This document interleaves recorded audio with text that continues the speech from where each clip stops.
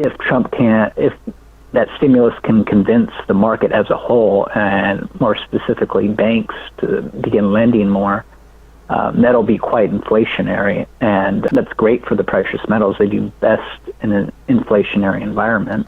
Sure. I think that's where we're headed. Hello, everyone, and welcome into CrushTheStreet.com. I'm Kenneth Amaduri. Headline news this morning: buying panic resumes as dollar surges to fresh 14-year highs. Gold is dumped, and that's true of silver as well. And we've been literally watching the markets all day, wondering if the Dow Jones would hit 20,000 officially. We're just below that as we speak, and we've hit a high today of actually 19,987. And that's still the high.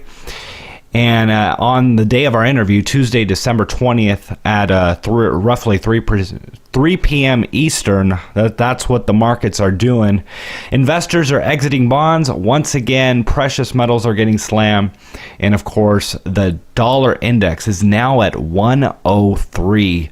Gold is down 1% for the day, hitting a low of $11.27, and silver currently is above $16, but went as low today as $15.67. And to discuss with me these markets, I brought on the show Chris Machese of the Morgan Report, expert on the markets, expert on precious metals, and I want to get his take on what is going on in these volatile sectors here. So, Chris, thanks for joining me. Oh, it's my pleasure. Well, Chris, it would appear that the markets had a knee-jerk reaction to the BOJ's lack of action overnight, which has spurred a panic buying frenzy in stocks and a sell-off in the metals and bonds. So what are your initial thoughts on what's going on here? It's a little odd because, Japan probably did that because, they don't know what their previous policy will have in terms of impact on the economy until roughly 8 to 12 months down the road. And after, we had a rate hike by the Fed, which, they kind of had to do to avoid losing credibility. I think a lot of other countries are waiting to see what the U.S. does next. Well, and, a lot of that has to do with Trump. He's kind of a lottery ticket in terms of what we're going to get. We really don't know. He's a lot of talk. He's talked about enacting a massive stimulus package, which I think he'll do to some degree. So, when he's sworn in and within the first month of his presidency, the market should react quite strongly to whatever he says are his main focuses in the near term. Well, so what do you believe is gold and silver's biggest headwind at the moment? Is it literally, gold bugs turning bullish on the market? Is this what is causing stocks to go up and precious metals to fall? Maybe not so much stocks to go up, but at least the precious metals end of things. I don't think so. I think that could be part of it, but if you looked at the COT report, Coordinated Traders report, when gold was up over 13, it was wildly overbought in terms of the open interest was incredibly high. There was a lot of speculative positions, and now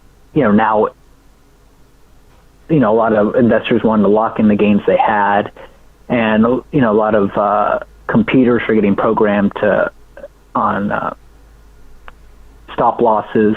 So I think that perpetuated the effect of gold coming back from 1350 or so, or over 1350.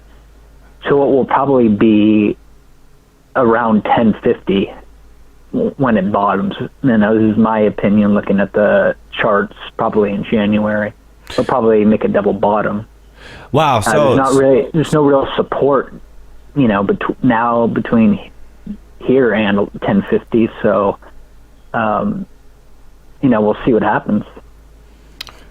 Wow. So, I mean, you don't necessarily think it's oversold yet in terms of what we're seeing at the moment? Because you No, I think we could get another $50, $80 down. I mean, I think I'm quite confident the 1050 will hold, and I think we'll probably hit that on an intraday spike low, probably from 1065 to 1070 down to 1058 or around that level, and probably back up. So I don't see it trading around the 1050 level for long. Mm-hmm. Just intraday. What about silver? It's at around $16 at the moment. What did the charts look like for silver, and where do you see silver potentially going? So silver is looking better than gold. You can also see that by the gold to silver ratio now compared to when they were at these same prices, say, earlier in the year or last year. It was closer to 81. Now it's, a little under 71 to 1. And it looks like silver has support around 15.25. See if that can hold. If it breaks, we'll probably make a double bottom in silver as well, but I don't think it will. Again, because of what I just outlined. We'll have to see what the mining stocks do as well, because typically they're leading indicators. So if we start seeing them move up mid-January or around the time it bottoms, that could be a great indicator that we're going up from that point on. Do you see silver doing better because of its industrial component and the bullish indicators or the bullish sentiment that is surrounding the Trump election and, the forward-looking anticipation of a strong economy going forward? That's part of the reason, but I think a bigger part is that we've already resumed the bull market in the precious metals, and we're just backfilling right now. And when we're in a bull market, the gold to silver ratio tends to contract instead of expand, which it does in a bear market. So we saw the gold to silver ratio go from a low of around 35 to 1 in 2011 up to over 80 to 1 late last year, early this year. And so now I think with it about 10 points lower at under 71 to 1, it's a good indicator that the bull market has resumed. It wasn't just a blip on the radar.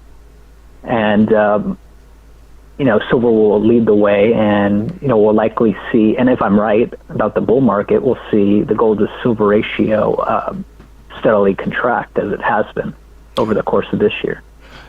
So, Chris, you mentioned mid-January being a time where we could see the mining stocks potentially go up. In specifically the mining stocks, we've seen a lot of them pull back specifically from the summer, and those who have bought in the summer are likely down. Those who've bought since the summer are likely down, depending on which stocks they bought. So do you see a selling as people cut their losses here as the year close out to perpetuate going into the new year, and then for that resurgence of the industry and everyone getting back into the market, helping the mining stocks to turn around once again? I don't think it'll happen this year, because say you bought last year or you bought the beginning of this year in the first 3 months or so, you're still up quite a bit on the mining share. So there's no reason to take your tax losses and use them as tax loss carry forwards going forward, at least if you believe precious metals are and subsequently the mining stocks are headed higher. So I don't see that as has been the case the last several years, although those who bought in the summer or around that time period will be taking those tax losses. So I'm kind of talking out of both sides of my mouth, but we really don't know because it all depends on where a lot of investors bought. And if we continue lower into the end of the year, then yeah, that was probably the case, because I think we finished on the lower, around the low of the year, the last trading day of the year, the last couple years, or so give or take 5%. So Chris, and just final question here, you do believe that we are still in a bull market, even with what we've seen with precious metals pulling back, and same thing with the mining shares, the underlying mining shares?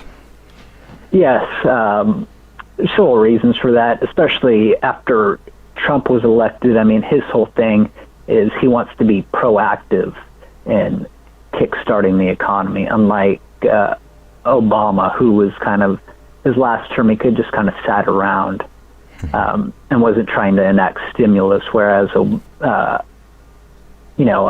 Trump has said publicly, I mean, this will obviously change a lot, but he wants to cut tax rates significantly, reduce income tax rates across the board, and that will probably provide his stimulus package, notably infrastructure, will probably give the illusion of like the economy is growing again in real terms.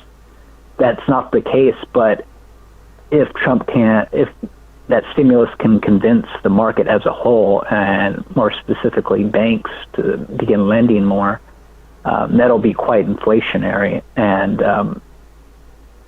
that's great for the precious metals. They do best in an inflationary environment. Sure. I think that's where we're headed, but nothing can be said for sure at this point.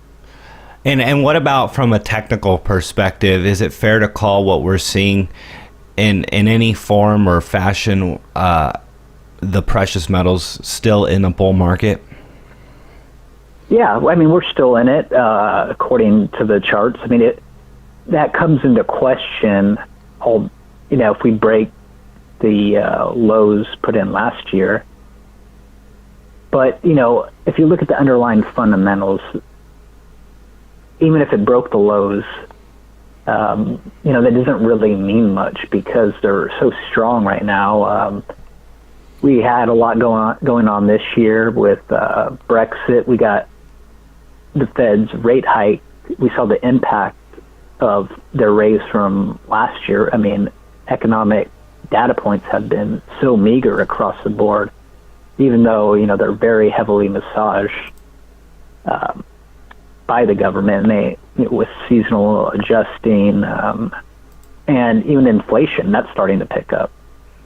It doesn't seem to be any stop to the dollar. The dollar going higher. I mean, we're at 103 now for the U.S. dollar index. Is this going to be a constant headwind for precious metals if we continue to see a strong dollar in the global markets?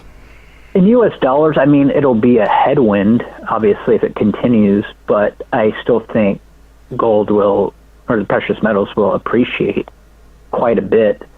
I mean, if you think about what the U.S. dollar is it's the dollar weighted against primarily the euro, the pound, the yen, and a little bit of the Canadian dollar, Swedish krona, and Swiss franc. I mean, those are, if you look at how these economies have performed. I mean, they're terrible. They have heavy stimulus enacted, like the U.S. does. The EU even more so because of negative nominal interest rates. So I mean, it's not a great measure because if you take that into account and you look at the dollar index at the beginning of 2000, 2001, 2002 or so, and you compare it to the gold price, and you look at what it was then and you compare it to now, I mean, you would think there was no correlation. Because even though the dollar's, it's weaker than it was, I think, in 2000, 2001, gold is so much higher. I mean, it was around 300, 350, and now it's over 1,000. I mean, that's a substantial appreciation versus the dollar, which, it's not down a whole lot, maybe 10, 15% from the 2000 level. Sure. Well, so many things on the horizon, and just craziness in the markets. I mean, I don't think a lot of us were expecting the Dow to be hitting these new highs so soon. And I think on the flip side, not many of us were expecting gold to be seeing such a pullback, exiting 2016 and entering 2017. So just a lot of changes on the horizon, and I guess not many people were expecting Trump to win, for that matter. So Chris Machese of the Morgan Report. Chris, if people want to learn more about you guys and learn more about what you do, where would they go and what would they find? You can just go to themorganreport.com. We have a free email list you can sign up for, get on that, and see what we have to offer in our free list. Or you can, subscribe for a free 30-day trial. You can see how you like it. We have a ton of archived information, research reports, mine site visits that we record, and, a whole lot more. So, absolutely. Well, Chris, again, thanks so much for coming on the show and just sharing some insight on what is going on in the current market. So thanks again. Yeah, thanks for having me.